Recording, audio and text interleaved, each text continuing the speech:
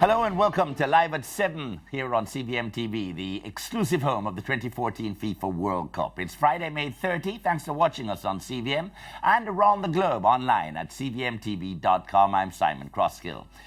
This evening we present a Live at 7 special examining the aliens among us. You can join our discussion by chatting with us on Facebook. We're Live at 7 CVM TV, or send a tweet to Live at 7 JA.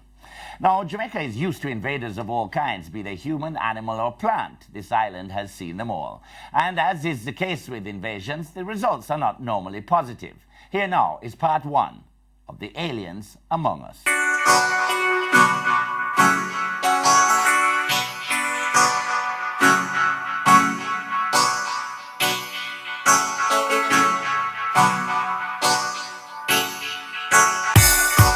We're under an alien attack. It sounds funny when you say it like that, but the reality is, it's no laughing matter.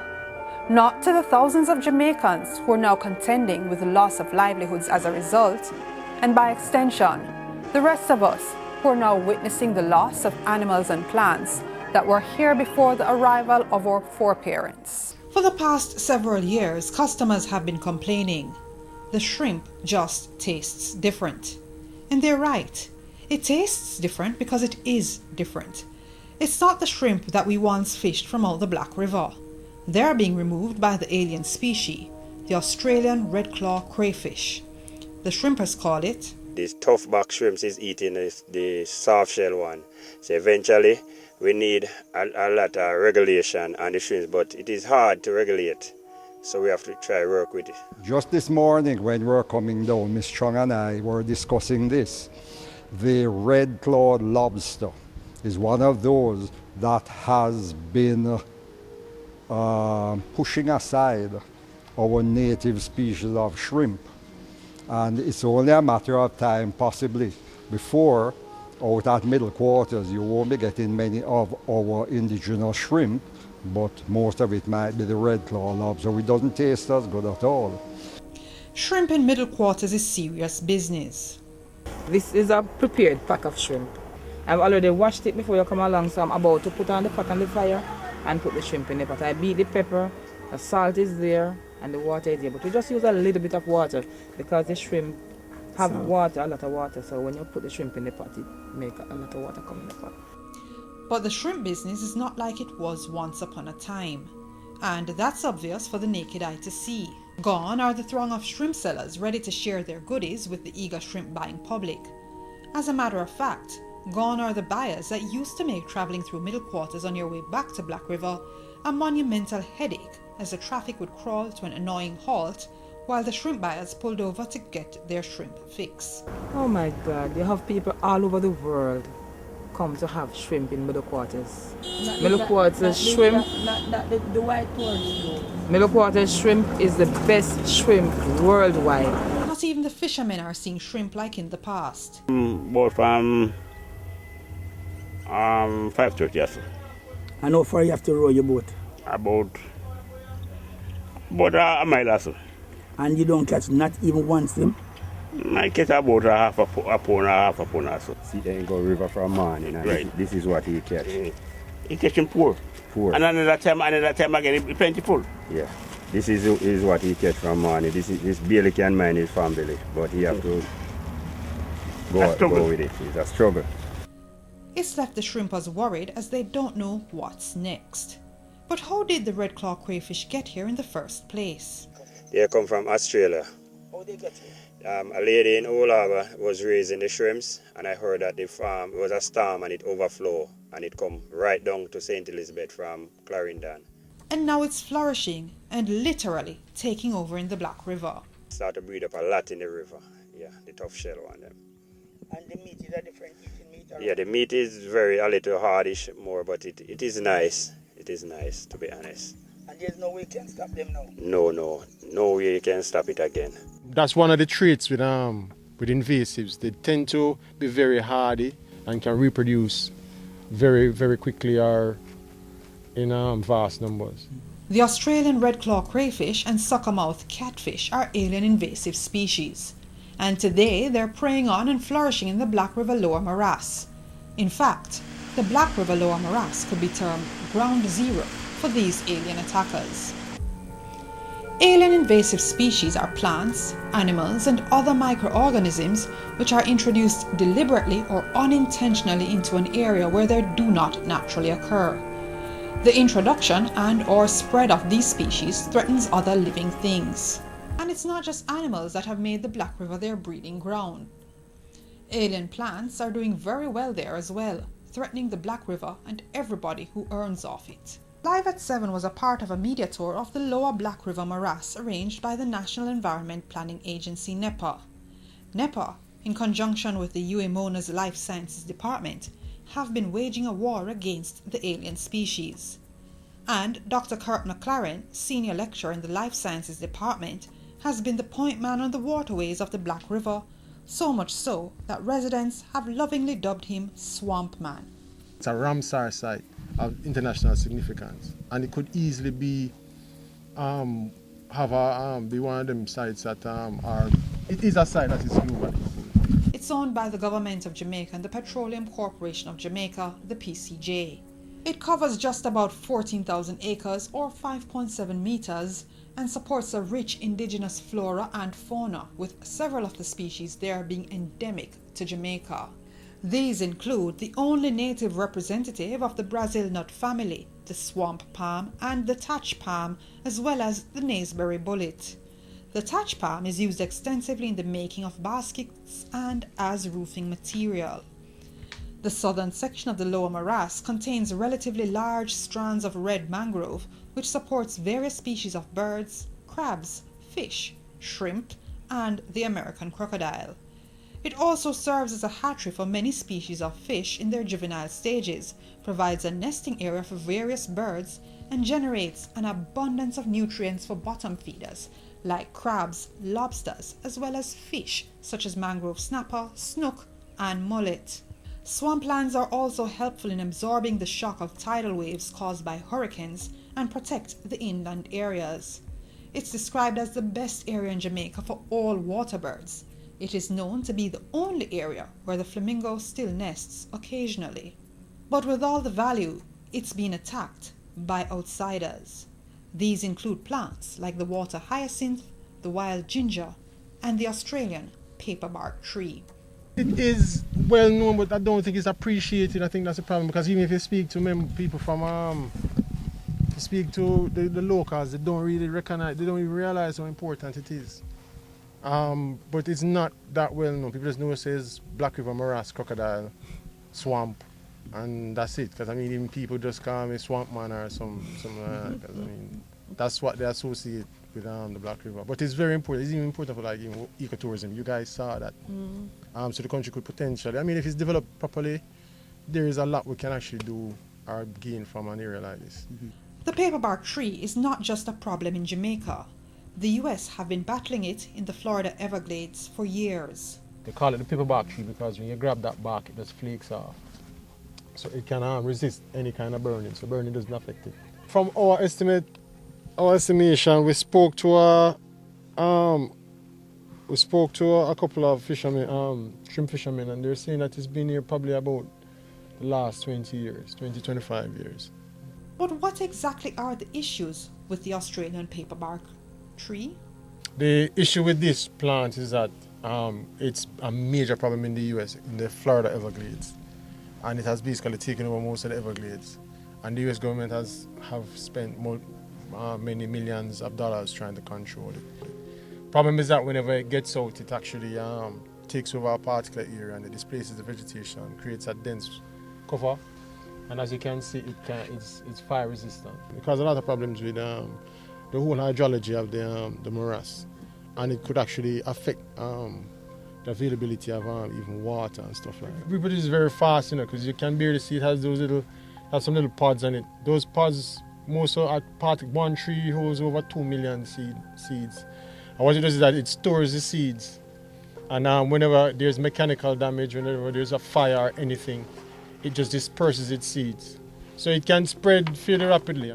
So now we're fighting back and reaping some success against the paperbark tree. They use some herbicides. There's a common herbicide called Roundup, that seems to work. We use a method called a frill and girdle, where you cut the trees until you can see the beyond the bark, so you can see the cambium, or where the tissues that it uses to move water and food up and down. And then we have a spray bottle with either a dilute solution or a full concentration of herbicides, and we spray it on the trunk. So the herbicides that we found that worked was a herbicide called Arsenal, and there's another one called and Roundup, of course, works. You have to remember that Jamaica have a long history where people have brought in ornamentals and stuff, and they've established places like the Blue Mountains, and even out here we'll see the Alpinia, where the Alpinia has established, and you can't get rid of it, you can only control it. But this is one case where we can actually eliminate it.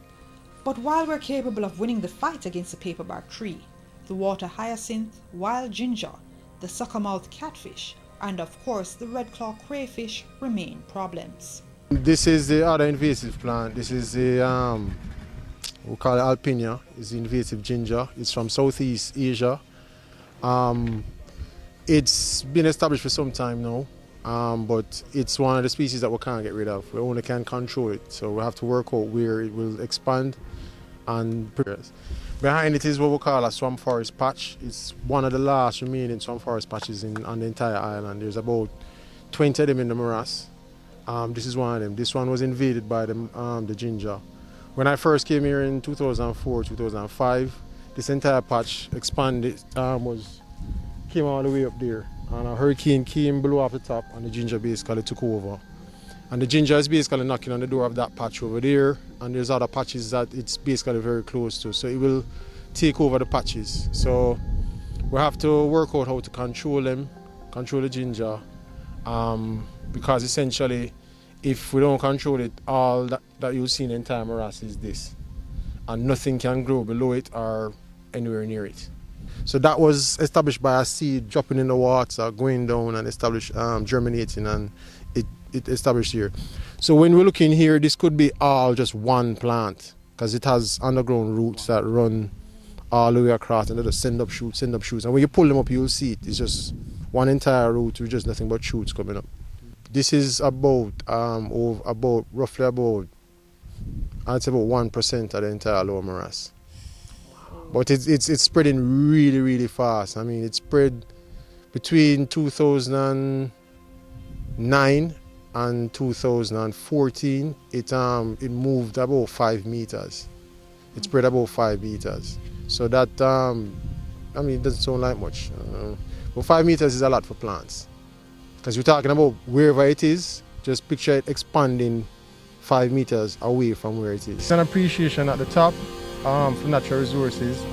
Should mention it here, part of the issue is when you look at places like the Goat Island. So there's a lack of appreciation for our natural resources.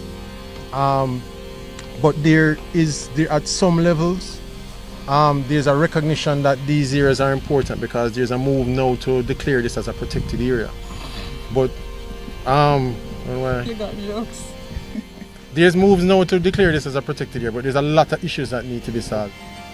There's unfortunately the whole things like with the Goat Island undermines the whole of what we're trying to do or what we're trying to accomplish, because if that is a protected area and the government can just go back into a protected area and destroy it, it just means that it's actually no real protection for anywhere. We take a short break. We'll be back with the Live at 7 special, The Aliens Among Us, in just a moment.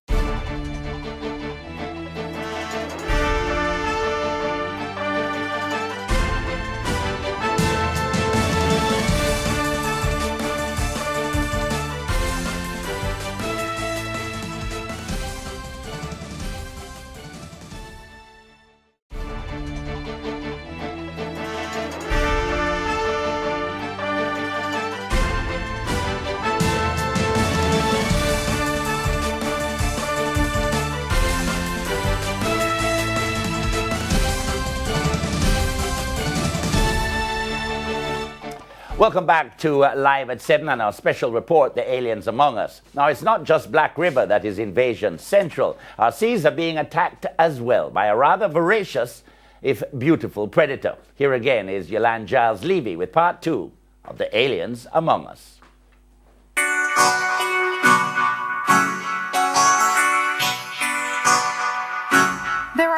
creatures. Beautiful though they may be in appearance, they're as deadly as they come. The invaders of our seas, the lionfish, fit that bill. Native to the Indo-Pacific Ocean and the Red Sea, nobody really knows how the lionfish got on this side of the world. But it's been speculated that a Florida aquarium which housed lionfish was destroyed by Hurricane Andrew in 1992, causing the release of the fish into the Atlantic. And since then, the lionfish have been menacing the entire region. The first sighting of the lionfish was off the coast of Trelawney in 2006. It's a very serious problem, and it's a good thing that we actually acted on it and acted so well, because it can have very, very serious implications, especially for us as an island. It can have cascading effects on the marine ecosystems. So if you have this lionfish invading your reef and it's taking over and it's consuming approximately 20 or so juvenile lionfish at one feeding, that is removing maybe 20 to 40 juvenile lionfish, local species.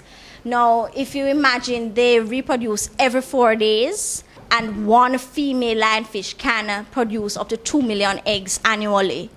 Now, if you do the math, that is a serious issue we would have to deal with. So it can have cascading effects in terms of it consuming a lot of our herbivorous fish, such as a parrotfish, that actually help to maintain the health of the coral reefs.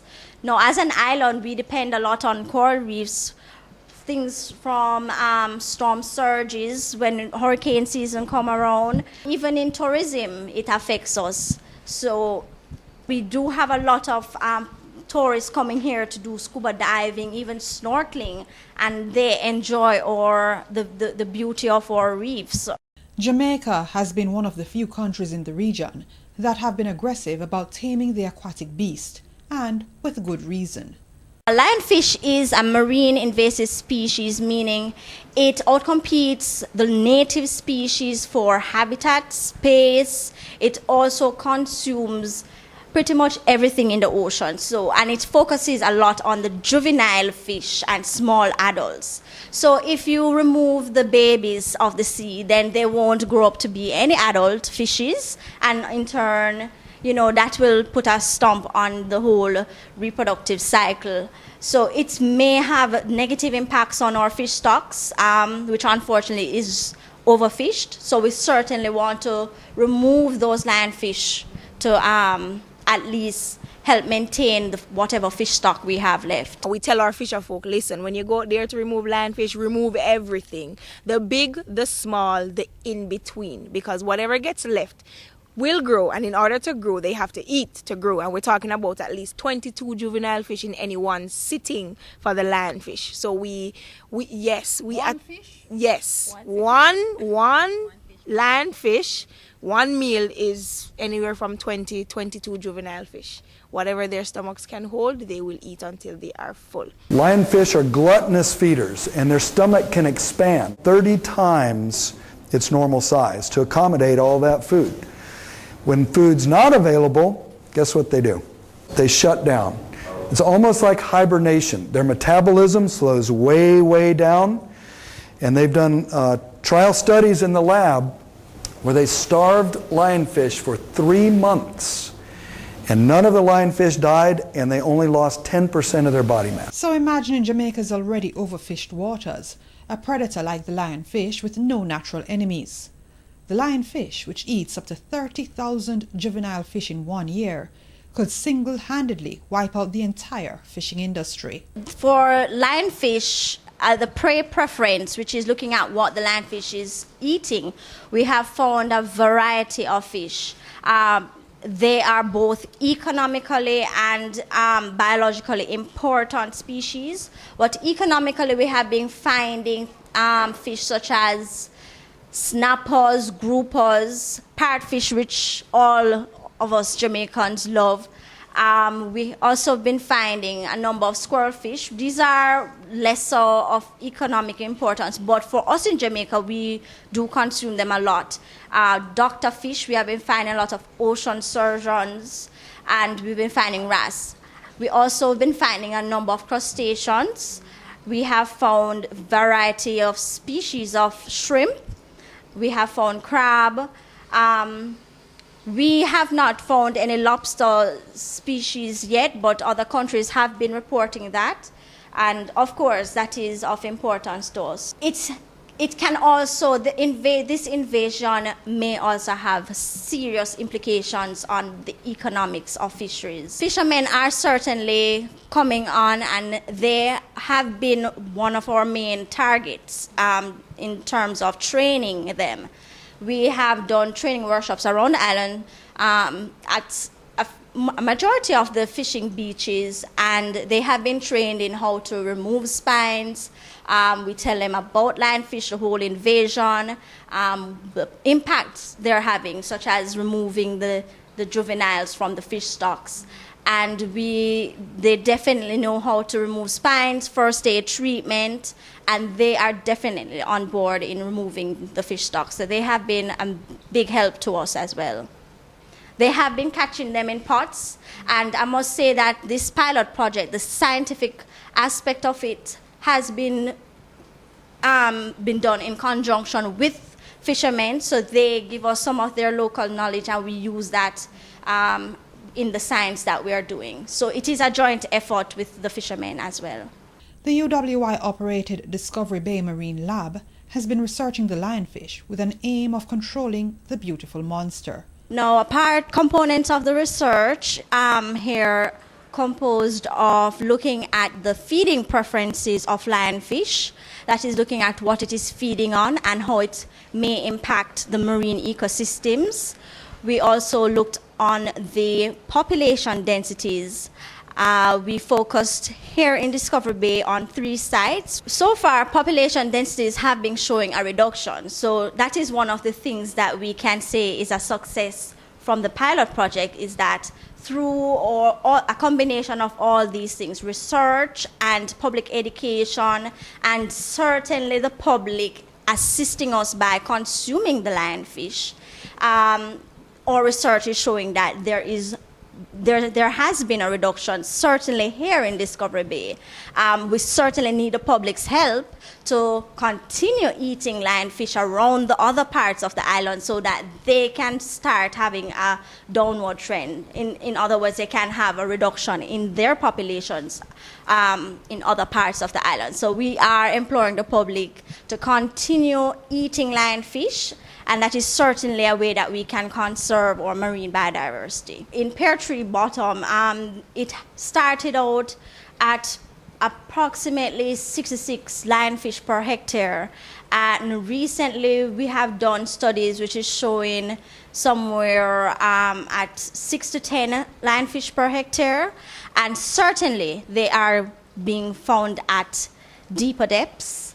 When the project started, we could go to 20, 30 feet and we would find lionfish easily. Now we're going at 80 to 100 feet and you have to search to find lionfish.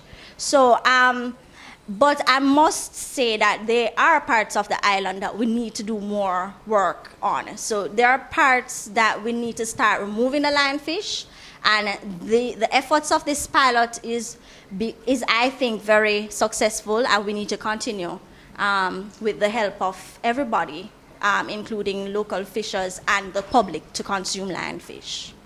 It was through their work that the National Eat It to Beat It program was launched in 2011. NEPA, the Ministry of Agriculture, and several private sector entities, including Scotiabank and Rainforest Seafoods, have been supporters of the program. We have been very fortunate to have partnered with a variety of private sectors, NGOs, and other institutions. Rainforest is one of such partners we have. They have assisted us with the public education aspect of it. I also have to make mention of Scotia Foundation and the Sandals Foundation, who have assisted us with the public education aspects as well as training aspects. To date, Rainforest still is a part of our support group, and they are always willing to assist us where possible. A part of the public education campaign, this lab has been sponsored by the MT Isaac project, and of course these tanks are for scientific research, but we also have lionfish here in the Marine Invasive Species Lab for public education purposes. So the Discovery Bay Marine Lab, we have a different variety of audience that comes here, and a major part of that audience is school children, and they are excellent tools to get the information out. So they will come as a part of the tour. This is one of the stops, and they learn about lionfish. They get to see a lionfish. Sometimes if we do have live food, they will see how they consume the food. We teach them about the invasion, other invasives in general, the impacts they're having on our local biodiversity. And of course, we teach them a little bit about first aid, because that is very useful to them. So these lionfish here are for public display, and we are going to be doing some science on them as well. And the experts say the campaign, which encourages eating of the lionfish, has been very successful, with lionfish sightings decreasing in and around Discovery Bay. 32 months period, we have seen a reduction in the population densities of lionfish, part of which I think a main reason for that was due to the Let's Eat It, Beat It campaign. And therefore, we did a lot of public education around the island, and we got people to start eating lionfish. That is an excellent way for us here in Jamaica to get rid of such an invasive, which is actually very tasty and have now shown to have good nutritional benefits. We are currently looking at the passive capture mechanism, which is something like looking at fish pots. How can we get rid of the lionfish through putting down pots? We're looking at what are we going to use to bait them, how long do we soak these pots for, and so those are some of the things that we're doing. We also actively remove lionfish, and that is through removing them using pole spares, and from those we collect data to carry out our research. Another component that we have been doing is actually we have developed a Train the Trainer program, which is educating the wider public about the marine invasive, how you can handle it safely, how to remove the spine safely, and how they can prepare the fish for the public. And in turn, those trainees will become trainers at the end of the program, and that is a way for us to build capacity around the island to continue the work of this pilot project, to increase public education and to further reduce the populations of lionfish in our waters. My experience in Negril is the opposite. I would say that there might be places where we have the spear fishermen working, or the water sports of the all-inclusives are working. They clean up their little areas where they dive, which is true.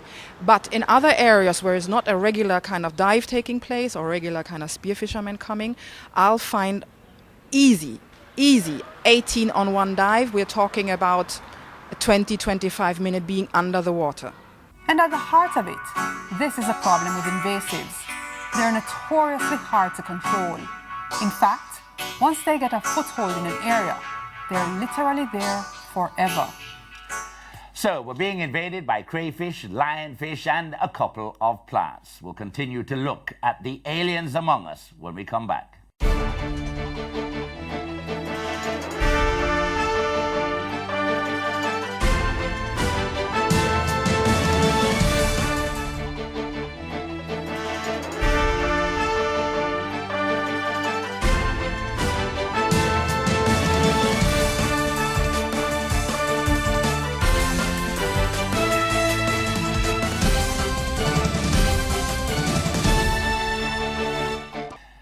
right, welcome back to our Live at 7 special report, The Aliens Among Us. So far, we've been getting some pretty mixed reviews about Jamaica's success in combating these alien invading species.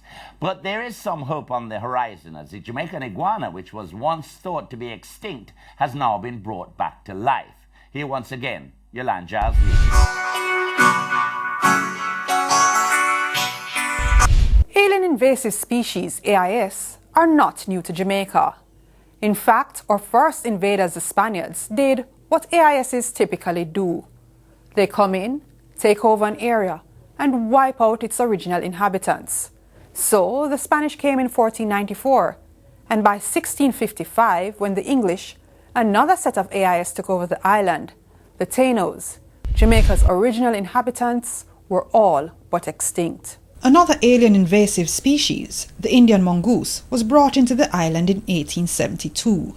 They were supposed to kill off the rats, which, by the way, were also an alien invasive species plaguing the sugarcane industry.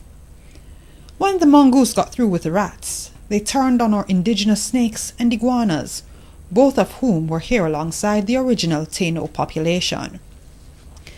To this very day we still have mongoose, so much so that they've made it into our folklore.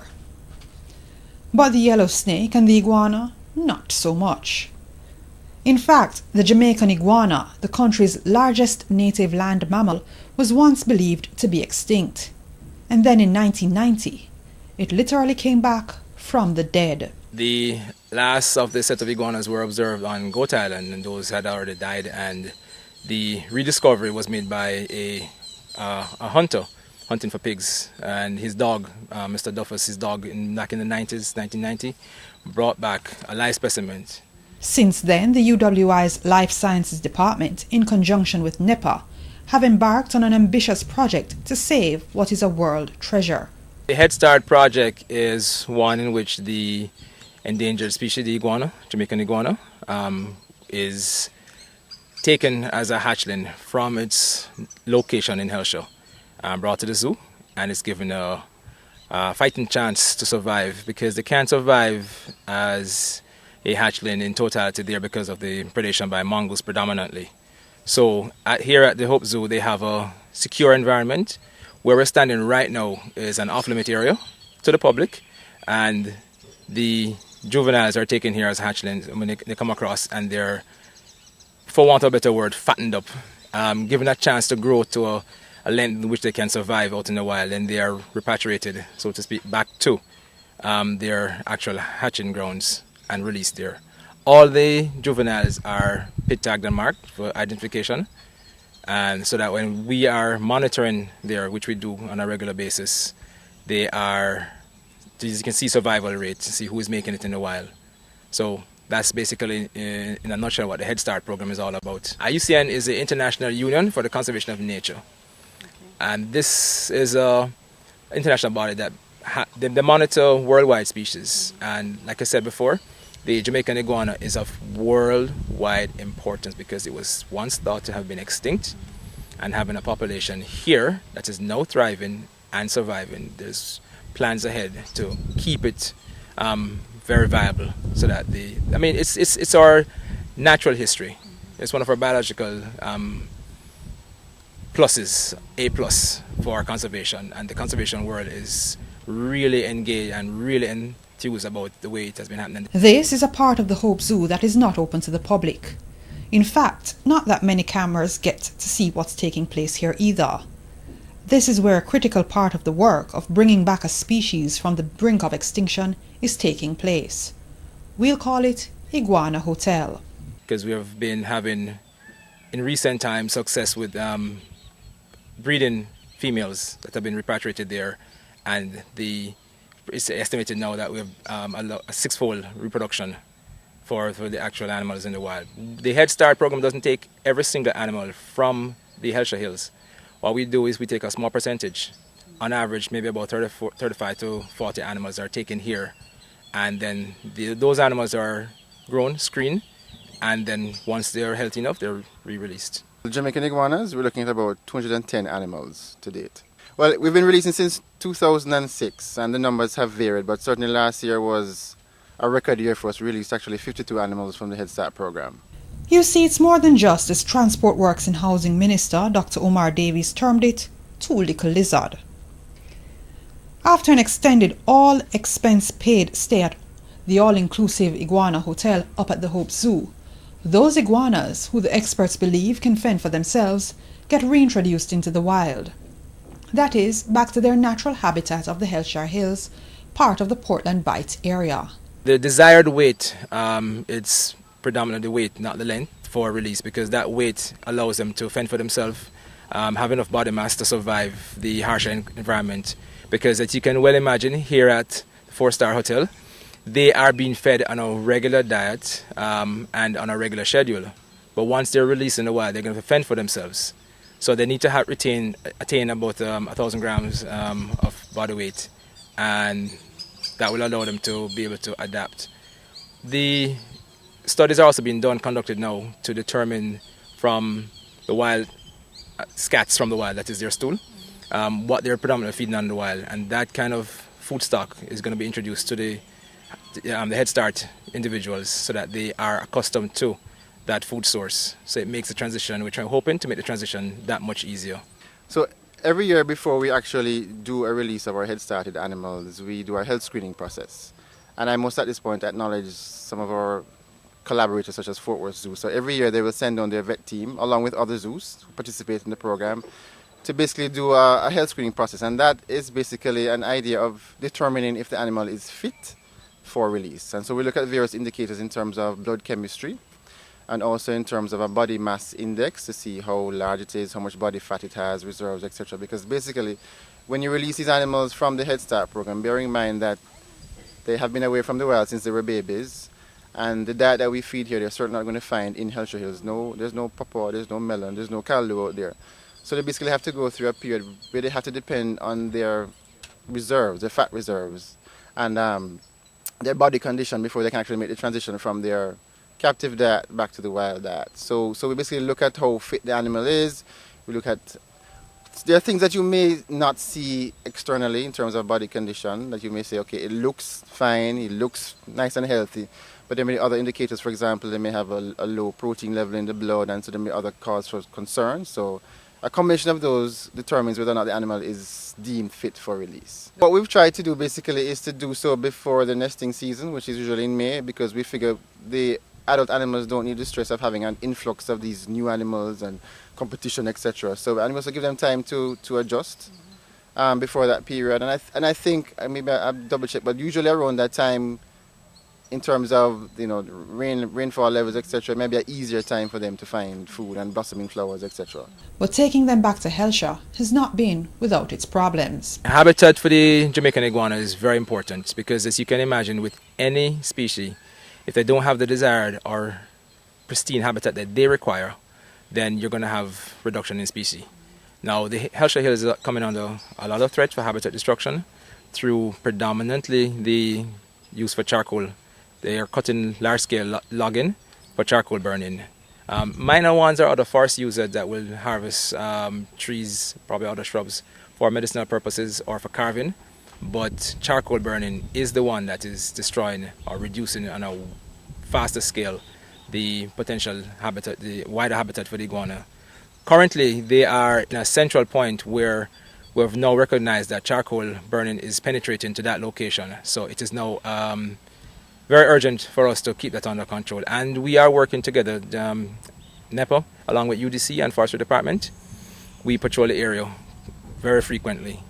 We have field officers who are in the field, and they will stay in the field during two main periods, nesting and hatching period, where they secure the eggs and young ones when they hatch out away from predators, and they're also monitoring for intrusion by humans. There was once a plan to actually move the iguanas who are making a home in the Hellshire Hills over to the Goat Islands. But now, with a proposed transshipment port development, those plans appear to have been all but scrapped. We asked those in the know, though, if the port development will hurt the Hellshire Hills Iguana project. They wouldn't be drawn on the matter. The Hope Zoo is not, on any zoo or any enclosed environment, is not the solution to wildlife situation for being endangered, or even for those that we may consider a nuisance.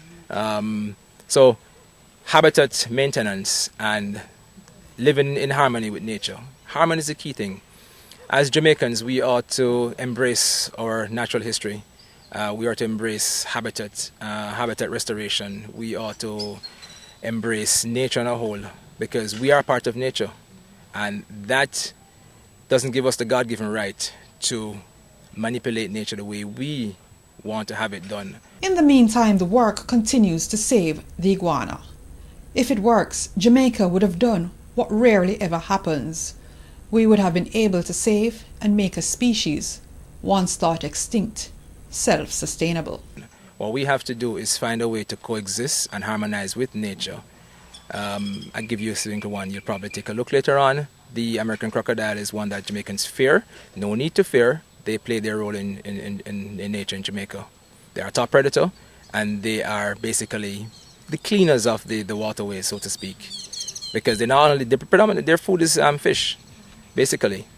But with the Jamaican iguanas, how many of us would have ever seen one in the wild? I mean, I've been out, and I've only seen just a few. It's there because they're solitary. So having them here at the Hope Zoo is just for us for educational purposes. And the Head Start program is here for ensuring that our future generation, the younger ones, will be able to see what our past has been like. So we have to preserve the past now for the future. Now, after the break, we'll find out what we can do to prevent the alien invasion.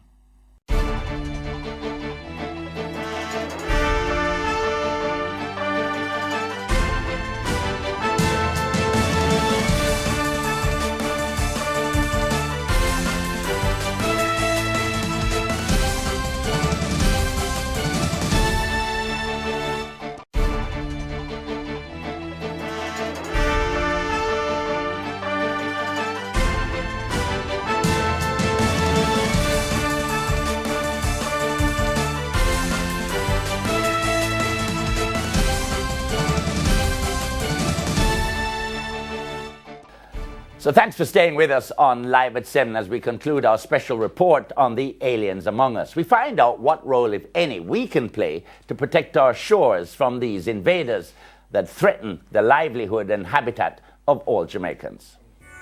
It bears repeating. Jamaica isn't new to alien invasive species. In fact, by virtue of us being an island, we're literally sitting ducks for alien inhabitants. They come in via ships, planes, etc. Many are actually deliberately brought in, as we've seen with the red claw crayfish and even the mongoose, with no ill intent. But their long-term effects are usually anything but positive. It is really a cross-cutting issue that affects every single sector of our living, be it agriculture, be it tourism, be it health. It affects everything across the board. Back in the Black River, for example, those who know the area best are very worried. Well, the main thing is this, that there are quite a number of invasive species in the Black River wetland here now. Of course, the crocodile is definitely not one of them. That is an indigenous animal and of great importance to us here, especially since the crocodile has been the catalyst for the development of the tourism industry here on the south coast. But if we protect the wetland here, and if we see to it that these invasive species are curtailed or not allowed to get into our environment, we'll be a lot better off for it. And it's because of the impact of alien invasive species on the area that Mr. Swaby has allowed NEPA to mount an exhibition at his famous Black River attraction, free of cost and open to the public. Many of the persons in this area are not aware of the value of the wetland.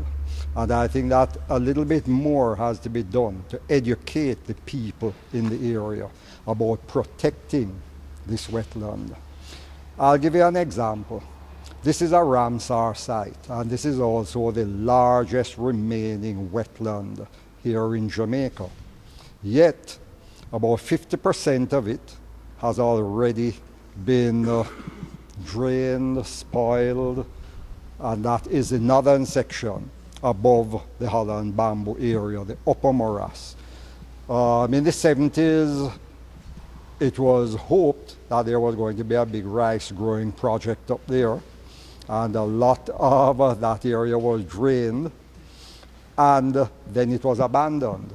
There's very little rice being grown up in that area now, and the people are not aware of how much damage has been done to the wetland, and this in actual fact has been causing flooding in some areas and the destruction of some of our very important trees, the freshwater swamp forest, and so on. For National IAS Coordinator Nelsa English Johnson, education plays a major part in combating AIS in the island. We sought through this social marketing campaign to change the behavior of the residents within the Black River Lower Morass.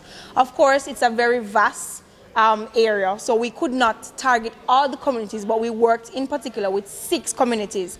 The Black River, what the SDC would call Black River proper, Crawford, Slipe, Middle Quarters, Parity, and Pondside were the 6 communities that we decided that we're going to work with. And the Jamaican experiences have inspired the rest of the region, which is also battling various invasive species. This particular project is a Caribbean-wide project. The reason being, the invasive alien species is a Caribbean-wide issue.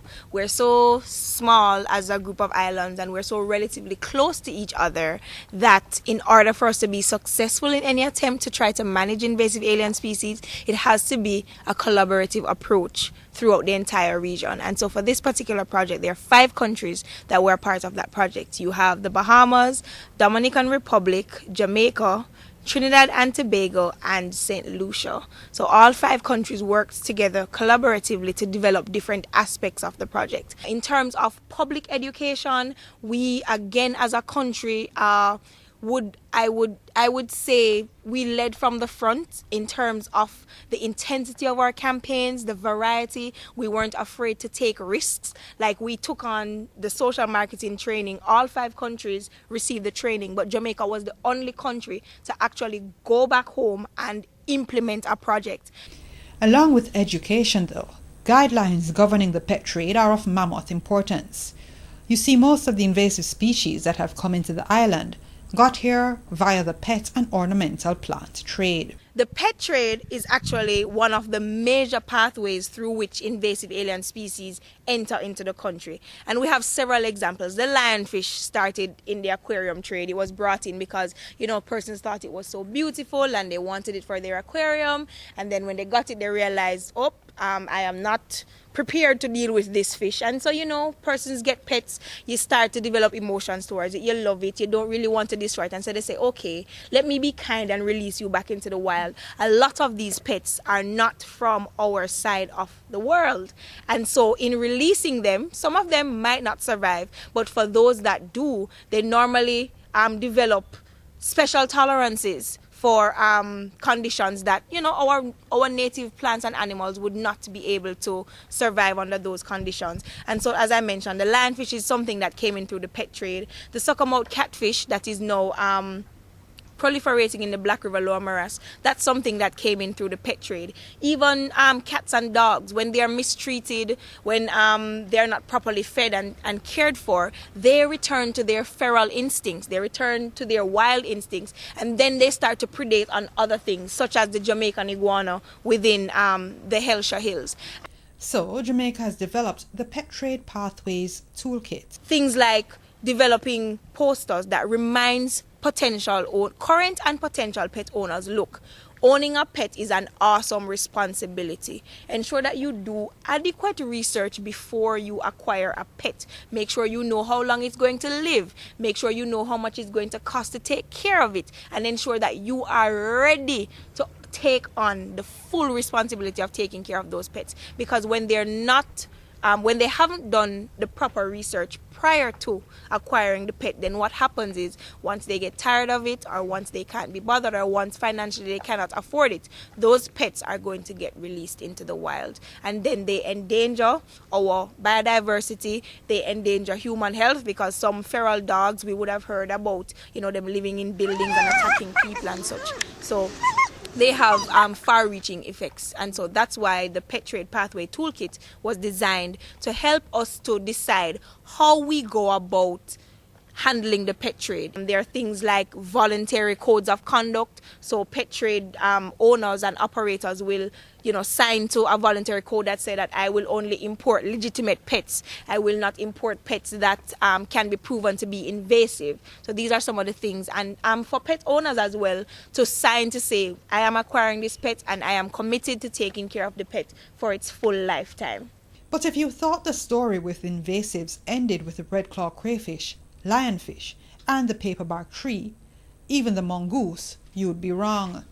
Over in the mountains of Portland, farmers are dealing with another invasive that's a growing problem. The white-tailed reindeer was brought into Jamaica as a pet. They were kept in an outdoor housing during one of our many hurricanes. The housing was destroyed, and these white-tailed deers have since gotten out into our environment. We have gotten anecdotal information that they proliferate quite a bit. They are a huge burden to the farmers within the Blue and the Jonkra Mountains because they eat pretty much anything that is plant-based, even crops such as melons and other things. We have gotten anecdotal information that they are eating the farmers basically out of a living. And so we have recognized it, and it is something that our National Invasive Alien Species Working Group is actually looking at addressing, whether it's going to be through a public education campaign or some kind of removal campaign. But it is something that is on the radar of the Invasive Alien Species Working Group, and going forward they will be trying to seek funding to help address that problem. Pretty soon Jamaica may have to start an Eat It to Beat It program to tackle the cute but voracious eater, who, like every invasive before it, has no known predator in the environment. Well, that is an option. That's another Eat It to Beat It option, yes. But while Eat It to Beat It programs and education are all well and good, laws and guidelines will also have to be enacted to prevent invasives from entering the country. A National Invasive Alien Species Strategy and Action Plan was developed under the Project for Jamaica. It's a 6-year plan to 2020 that will guide the country to continue on and to build on the efforts that have been put in by the project. So that component will be spearheaded by the Ecosystems Management Branch within NEPA, as well as the National Invasive Alien Species Working Group, which is a multi-sector stakeholder group consisting of universities such as the UWI. It consists of other government entities, it consists of NGOs and other committed stakeholders, and they will lead the charge in implementing that 6-year strategy to take Jamaica even farther forward in the fight against invasive alien species. And finally, here's this word from the experts. Although these things are pretty, just leave them where they are. If you go from one area to another, I know things are beautiful, they're pretty, persons will want to move, flowers, oh what a beautiful plant, and you take it and you carry it home. But you could be carrying home an invasive. You could be introducing a problematic plant into another area. And a lot of us, especially ladies, when we find a plant that's nice and we plant it in our garden and it starts to get out of control and we want to get rid of it, what we tend to do is dig it out and throw it across the road or throw it over into another bushy area. But this plant is not dead, it's still alive, and so it continues to grow and the problem proliferates. So we encourage persons, don't move living things from one place to another. Not just plants, we're talking about animals as well. So lizards, anything else that you see that's nice and you might want to have it as a pet, we encourage persons to take a picture. A picture will last forever. All right, that's it. Thanks for watching us. Do join us again next week. We'll have a whole new raft of programs for you on Live at 7. If you missed out on some of the programs this week, then why not tune in to Live at 7 Rewind, which comes your way Sunday morning at 10. I want to thank you for watching us, and I want to thank our hard-working production team. I'm Simon Croskill. Bye for now.